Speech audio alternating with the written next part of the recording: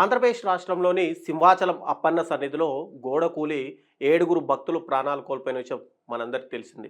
అయితే ఈ దుర్ఘటనలో పలువురు కుటుంబాలలో విషాదం చోటు చేసుకుంది.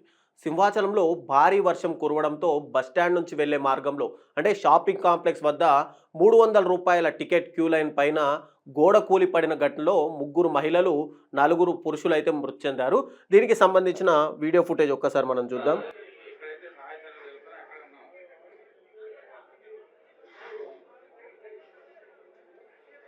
సహాయక చర్యలు జరుపుతున్నప్పటి వీడియో ఫుటేజ్ ఇది. అయితే ఈ ఘటన పైన హోంమంత్రి అనిత ఏం మాట్లాడారో ఒక్కసారి మనం విందాం.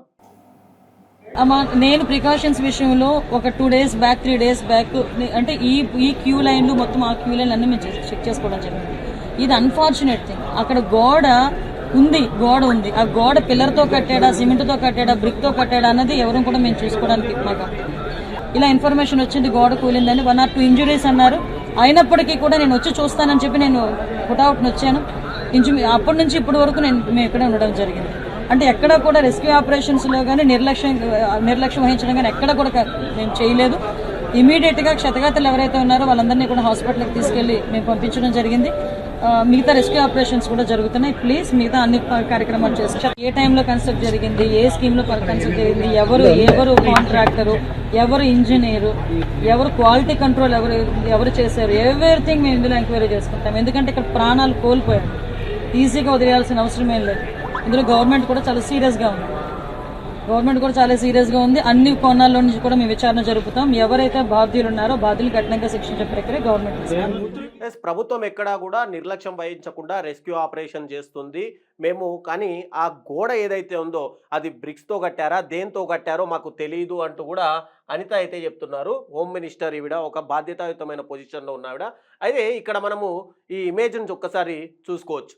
ఈ ఇమేజ్ ఒక వారం రోజుల క్రితమే ఇక్కడ సింహాచలం ఏదైతే మనం రూ. 300 క్యూ లైన్ అంటున్నామో ఆ క్యూ లైన్ దగ్గర కేవలం ఒక వారం 10 రోజుల క్రితమే ఈ గోడ నిర్మాణం అయితే చేపట్టారు. ఇప్పుడు ఇదే గోడ కూలి దాదాపు 7 మంది భక్తులు అయితే మరణించారు. ఇంకో ఇమేజ్ కూడా చూసుకోవచ్చు. ఈ గోడ కట్టినప్పుడు వంగలపూడి అనిత గారు ఏదైతే అంటే వెరిఫికేషన్కి అక్కడ ఎలా నడుస్తుంది ఈ చందనోత్సవం అనేది చెక్ చేయడానికి కూడా ఆవిడ ఈ టెంపుల్ దగ్గరికి అయితే వచ్చారు. అయితే ఈ సింహాచలం ఏదైతే అప్పన్న సన్నిధిలో గోడ కూలిన ఘటన పైన దర్యాప్తు చేస్తున్నామని రాష్ట్ర ప్రభుత్వం కమిటీ వేసిందని, ఒక 72 గంటల్లో నివేదిక ఇవ్వాలని చెప్పి ప్రభుత్వం ఆదేశించింది అని చెప్పి కూడా హోంమంత్రి అయితే మాట్లాడారు. అయితే నివేదిక వచ్చిన తర్వాత ఏదైతే నిర్లక్ష్యం వహించిన అధికారులపైన చర్యలతో పాటు క్రిమినల్ కేసులు కూడా నమోదు చేస్తామని చెప్పి హోంమంత్రి అయితే హెచ్చరించారు. అయితే సింహాచలంలో చందనోత్సవానికి ఇక్కడ మనం మాట్లాడుకుంటే లక్షలాది మంది భక్తులు వస్తున్నారని తెలిసి కూడా సరైన ఏర్పాట్లలో ప్రభుత్వం ఉదాసీనంగా వ్యవహరించింది. తూతూ మంత్రంగా నాసిరకంగా చేసిన పనుల కారణంగానే భక్తుల మరణాలు ఇక్కడ సంభవించాయి. భక్తులకు కల్పించాల్సిన సౌకర్యాలు కానీ ఆలయం వద్ద భక్తుల రద్దీ తట్టుకునే తగిన ఏర్పాట్లను ఎవరూ ఇక్కడ అధికారులు కూడా చొరవ చూపలేదు. మంత్రులు అనిత కానీ లేదంటే అనగాని సత్యప్రసాద్ కూడా అక్కడే ఉండి కూడా మేము ఏర్పాట్లపైన శ్రద్ధ పెట్టాము అని చెప్తున్నప్పటికీ కూడా ఇక్కడ చూస్తున్న ఈ ఏదైతే ఘటన ఉందో ఏమాత్రం కూడా శ్రద్ధ పెట్టలేదు అని మనకు తెలుస్తుంది. చివరకు టాయిలెట్ సౌకర్యం కూడా కల్పించకపోవడం ప్రభుత్వ నిర్లక్ష్యానికి ఇక్కడ పూర్తిగా అద్దం పడుతుంది.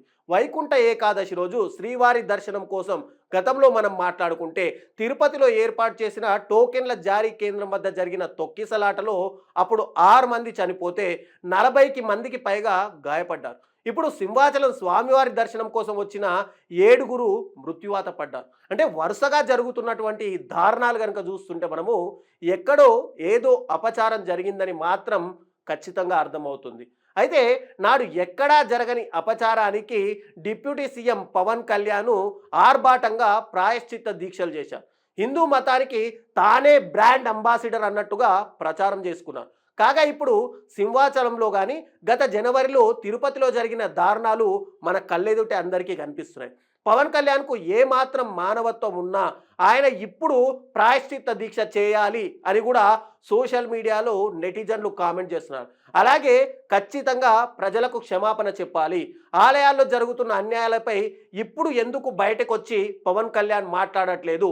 తిరుమలలో ఒకవైపు మద్యం విక్రయాలు జరుగుతున్నాయి. చెప్పుకోలేనని అంటే చెప్పులేసుకొని దర్శనానికి వస్తున్న వీడియోలు కూడా మనం సోషల్ మీడియాలో చూస్తున్నాం. బిర్యానీలు వండుకొని తిరుమలలో తింటున్నారు. టీటీడీ గోశాలలో వందల సంఖ్యలో గోవులు మరణిస్తున్నాయని చెప్పి ప్రతిపక్ష వైసీపీ ఆరోపిస్తుంది. మరోవైపు శ్రీకుర్మం విష్ణుమూర్తి రూపంగా భావించేటువంటి నక్షత్ర తాబేళ్లు చనిపోతే కూడా ఇప్పటికీ కూడా ప్రభుత్వం చడీ చప్పుడు కాకుండా వాటినన్నిటినీ కాల్చివేసింది. పవన్ కళ్యాణ్ ప్రకటించినటువంటి వారాహి డిక్లరేషన్ ఇదేనా? భక్తులు చనిపోవడం కానీ ఆలయాల్లో అపచారాలు చేయడమేనా ఈ యొక్క ప్రభుత్వాల యొక్క ఉద్దేశాలు? అసలు తిరుపతిలో తొక్కిసలాట ఘటనపై దర్యాప్తు కోసం ఒక కమిటీ వేసింది ప్రభుత్వం. కానీ ఆ కమిటీ ఏం తేల్చింది? తప్పు చేసిన వారిపైన చర్యలు ఇప్పటివరకు తీసుకున్నారా? ఇప్పుడు మళ్ళీ త్రిసభ్య కమిటీ వేశామంటున్నారు. తప్పు చేసిన వారిని శిక్షించలేనప్పుడు ఈ కమిటీలు వేసి ఏం ప్రయోజనం? ఆలయాల్లో వరుసగా భక్తులు చనిపోతుంటే ఇక్కడ ప్రభుత్వము బాధ్యత తీసుకోదా? బాధిత కుటుంబాలకు ఏదో పరిహారం ఇచ్చి క్షతగాతులకు వైద్యం చేయించి చేతులు దులిపేసుకుంటున్నారు. కానీ ఇది ఏమాత్రం సరికాదు. భక్తుల మనోభావాలతో ఇక్కడ ప్రభుత్వాలు ఆటలాడడం మానుకోవాలి. ఇది ఇప్పటికైనా ప్రభుత్వాలు గ్రహించాలి. ఖచ్చితంగా ప్రజల మనోభావాలను, భక్తుల మనోభావాలను దృష్టిలో పెట్టుకొని సరైన ఏర్పాట్లు చేయడంలో ప్రభుత్వం విఫలమైంది అనడానికి ఇది ప్రత్యక్ష ఉదాహరణగా చాలానే మనం చెప్పుకున్నాం.